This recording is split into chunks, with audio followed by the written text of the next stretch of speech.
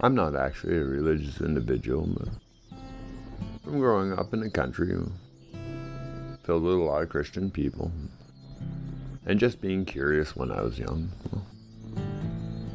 I'm familiar with a lot of the stories from the Bible.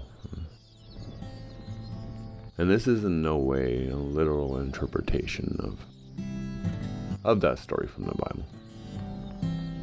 But when I scroll through YouTube channels on my TV, with 4 or 5 thumbnails per row going by and disappearing into the top of my screen, each thumbnail representing a talking head, someone babbling on about this or that, and some topics important and others inane, some people wise and others foolish, but scrolling down through what feels an almost infinite amount of rows. And if I look at each of these rows as a floor in a tower, well, it occurs to me that I'm looking at the Tower of Babel. Everyone speaking the same language, but no one having the same meaning. I mean, everyone just babbles. Everyone thinking they're right. Everyone trying to create a side. I mean, left and right used to be 2 sides of the same thing. And now people act as if they're polar opposites. Except that the North Pole and the South Pole they're literally polar opposites. And they aren't left and right. But, things like my shoes or the directions I turn down the street on my way to work. Again, left and right, 2 parts of the same thing. And generally, many left and right turns are required in a single trip. At one point, it even meant which direction I leant politically on a given subject. Just a political leaning. It didn't mean that I joined some kind of team or cult. Far left, far right, communism, fascism, anti-this and anti-that. None of these words mean what they're supposed to anymore. Mean what they used to. I mean, they all mean different things to different people, don't they? And if you think businesses and corporations should make money, well, now you're somehow a fascist and far right. If you also think that global corporations shouldn't be allowed to get financially larger than countries, and that $1 billion is too much money for any individual person to own, well, then you're somehow a communist and far left. Except that makes me a far right, far left, fascist communist. Well, because I believe business should make money, should make a profit, The owners should live well. But businesses, global corporations should not make more than countries do.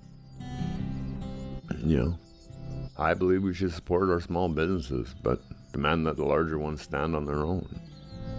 All of a sudden that means I believe in a corporate welfare, or on the other side that I'm somehow anti-capitalist.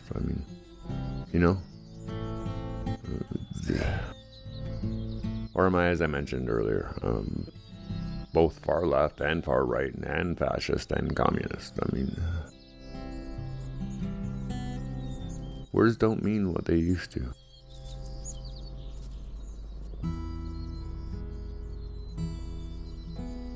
And as I mentioned earlier, we're all living in the Tower of Babel, speaking the same language, but not the same meaning.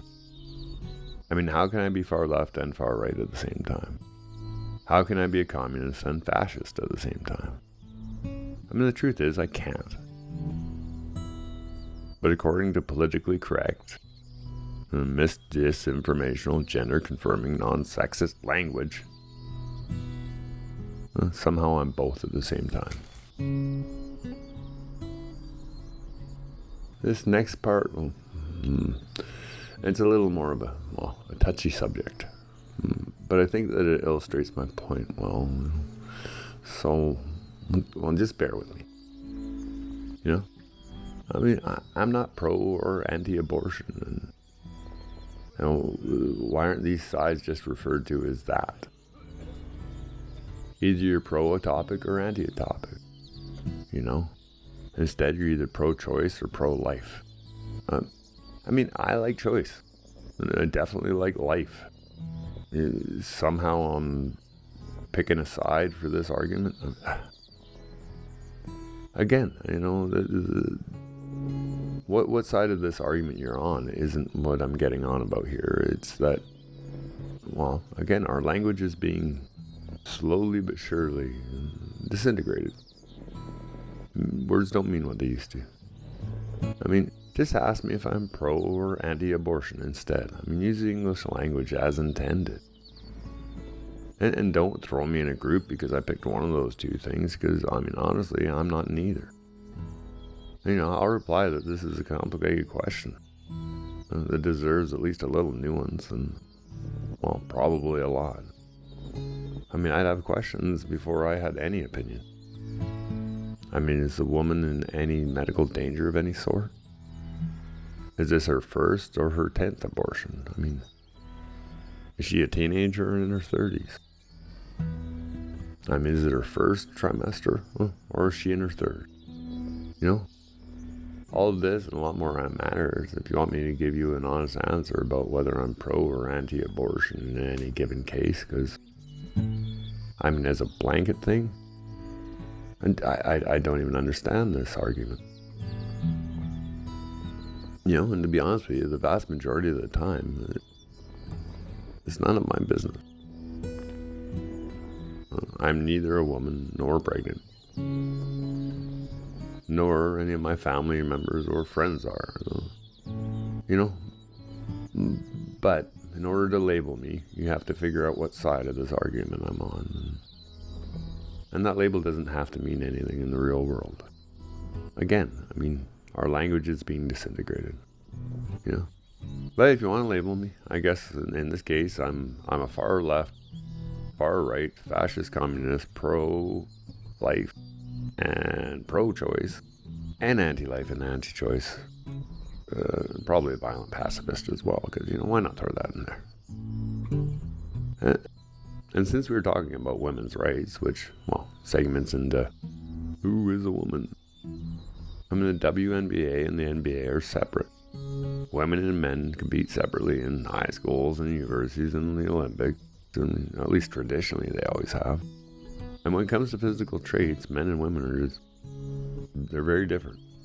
But I'm supposed to believe that, well, that if a male puts on some female clothes and shaves a little extra, this male magically transforms and becomes a female in every way.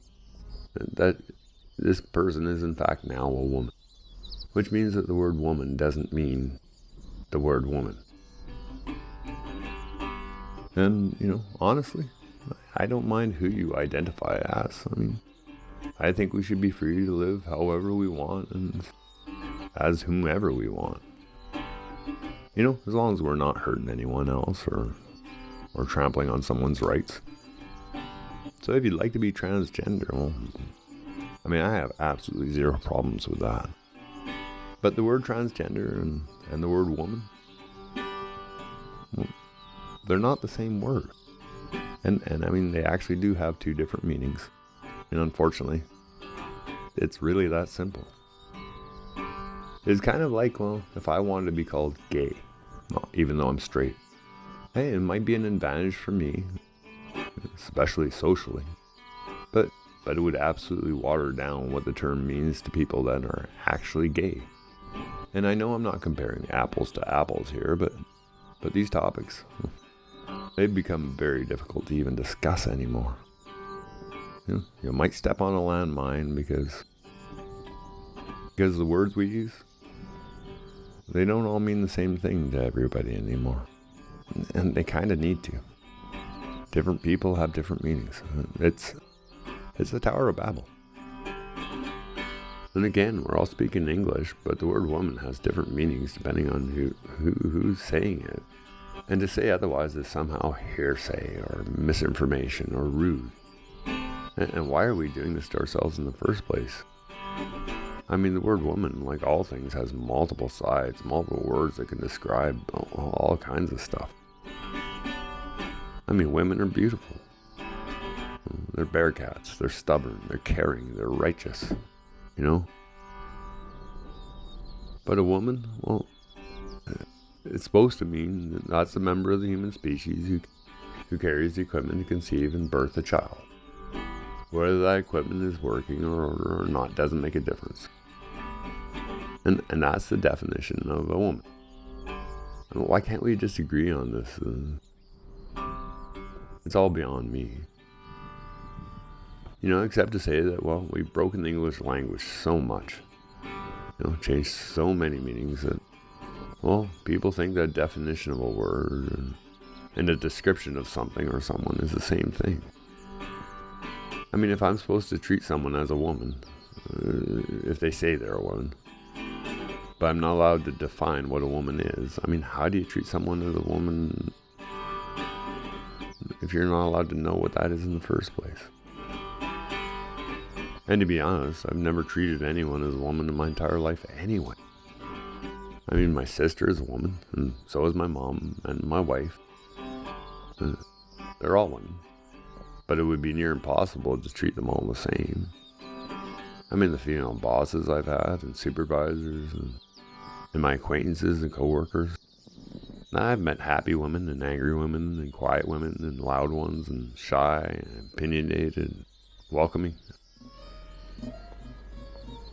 I mean, women work in mines and hospitals and schools and revenue agencies, saleswomen and mailwomen and nurses and mechanics. I mean, same thing here. How could I treat them all the same? Women aren't all the same. Men aren't all the same. People who are transgender aren't the same. You know, but we still need a meaning for what the word woman means. You know, for one, I hold the door open for everyone, male or female, and I was taught, well, it was just good manners. And most people agree. They simply say thank you or nod their head. Male or female for the most part, but I've never been yelled at by a man for holding the door open. Been told that I'm sexist for being polite. Or how rude I am to assume that a female needs the door held open for them in the first place. You know? I guess I get to add the title, polite chauvinist, to the rest of my anti-pro, left, right, I mean, all that. Because everything has multiple meanings now. And even though we all speak the same language, well, we're not saying the same thing. You know, we have broken down all the ethnicities of the world into two categories. White people and people of color. So call me far right or far left or chauvinist or racist or sexist or pro this and anti that, or I mean whatever you like for that matter. Because honestly, if you want to label me something, you will. Doesn't mean I have to care. Or just look at me as a straight white male instead of as a human being. You know, because the way languages is going these days, that's how I am looked at. And to pretend that I had anything to do with colonialism, or that by just existing I had anything to do with the problems you were experiencing in your own life. I mean, just because I happened to be born white and a boy, and because I married my high school sweetheart, and making me straight, because I'm not allowed to be part of the LGBTQ plus alphabet, because, because they decided to just leave the letter S out of that one. Anyway, yeah, what it all comes down to is, well, really, we are all living in the Tower of Babel now. I mean, whatever you label me will have a different meaning depending on, well, who you are or what group you belong to.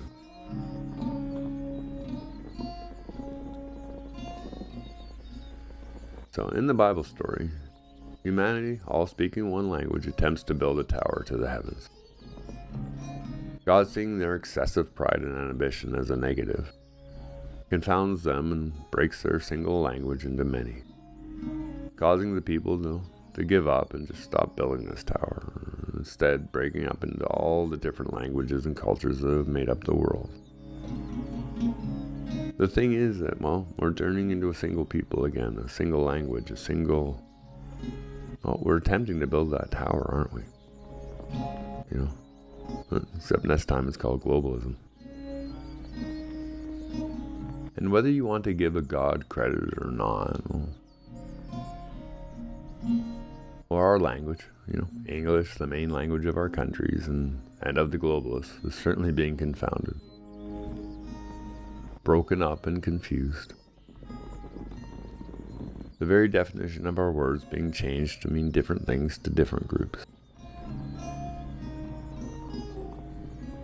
In the Bible story, the Tower of Babel wasn't destroyed. And instead, the people who could no longer understand each other, their language no longer having the same meaning, just gave up building it. In the end, they abandoned it to break into their own groups, And eventually the tower fell into disrepair, crumbled and collapsed. None of this is supposed to be taken literally, but I do see globalism and its marriage with technocracy as well as the pride and ambition in this story. And I see our digital worlds filled with algorithms pushing isms and ideologies as the tower in this story. And the people, us, no longer understanding each other. We seem to be abandoning both, and probably for the better. And different languages and cultures and peoples, I think, are what made this world so great in the first place. So, as I look at YouTube and I scroll down through row after row of thumbnails, what feels an infinite amount of rows, and if I look at each of those rows as a story in a tower, with everyone talking, but few people understanding, well, then it occurs to me, whether you believe in the Bible or not, I think we built the Tower of Babel, and we're all living in it. Except this time it's called globalism.